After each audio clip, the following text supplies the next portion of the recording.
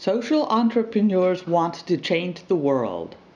At Noosphere Marketing, we believe social media is one path to help them get there. Visionary organizations need visionary marketing. Okay, my name is Carrie Gaunt. I'm from Brattleboro, Vermont. Well, I have a PhD in environmental studies and recently joined the faculty at Marlborough College's MBA program to teach sustainability, which has been my passion for many years. Well, really, my career in sustainability started when I was 14. I won't give you the whole life history, but I became fascinated by water pollution back then, and then I became increasingly interested in the relationship between land use and water pollution, and ended up really focusing on land use management, watershed planning, and when you think about that, you really have to think about the built environment, of which businesses are a key part of that. So I ended up, for the last 20 some years, have been doing work on giant watersheds, coastal watersheds all around the United States. Some names that you would recognize would be Lake Tahoe, the Lake Tahoe Basin, the Columbia River Basin, and the Pacific Northwest, the Great Lakes, Chesapeake Bay Basin, and I also worked a lot with the Exxon Valdez oil spill cleanup in Prince William Sound. So I could certainly go on a lot more, but my broad background in that field, in the field of sustainability, is related to program evaluation, business strategy and development, always from an environmental perspective. So how do we build strong environmental programs? How do we build strong watershed programs? How do we bring stakeholders together, et cetera, et cetera. So. After a long career working in a more conventional way, trying to do environmental planning and watershed restoration, I really came to understand and believe that spirituality is vital. And that actually was prompted by a question that was raised by the Chesapeake Bay program, which was, how do we cultivate the ecologically enlightened citizen? Because if we don't do that, we'll never succeed. And that has actually sent me on what you might say is a decade-long crusade, so to speak, of really trying to understand, what does that mean? What is an ecologically enlightened citizen, and how do we become that?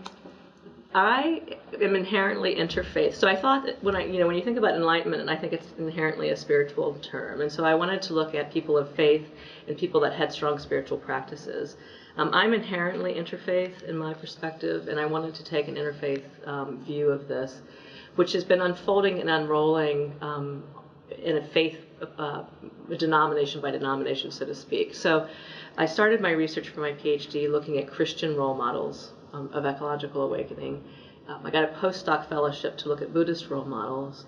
And in between all of that, I've been collecting information from people that would be considered more secular role models, as well as some Jewish role models. And some of the people I'm interested in people that are well known in the field, name recognition, but also people that are just, you might say, unsung heroes or just ordinary folks. So on the Christian side, I have had the great privilege of interviewing some of the wonderful Catholic nuns that are comprising this emerging movement that's national and really international called the Sisters of the Earth movement. And it was really prompted by Catholic women religious, but it's actually become a much broader and more ecumenical interfaith movement of women that are committed to restoring the earth. So some names, these are not necessarily, these are leaders within the Catholic women religious, but Sister Margaret Gagliardi, Sister Gail Worcello, who's starting a new form of monastery called the Green Mountain Monastery in northern Vermont. And she's a pretty well-known name because she's actually trying to recreate a monastic form that lives very compatibly with Earth and is informed almost, you might say, by a new creation story, not discarding the old creation story, the biblical creation story, but integrating it with the story of the universe and the cosmological story of our times, and coming to recognize ourselves as humans as part of an unfolding creation as opposed to separate from. And this is really the basis of the Sisters of Earth movement, being part of the creation as opposed to separate from the creation. And so within that, there's also a smaller Men of Earth, Men Religious of Earth. Um, and I have had the good fortune of interviewing a Catholic priest who's involved with that. He has to be remain anonymous, but and then some evangelicals, because I really wanted to look at the whole spectrum of Christianity. And Calvin DeWitt, is a professor emeritus at the University of Wisconsin, and he's a biologist, and he happens to be an expert on the desert iguana, and he happens to be an evangelical Christian. And he was instrumental in starting the Evangelical Environmental Network, which is also moved to an international field. And that organization, there's so much finger pointing and criticism of evangelical Christians in particular. But the Evangelical Environmental Network was actually instrumental in getting the Endangered Species Act renewed and strengthened several years ago. So they're playing a vital role, and he's a key player there.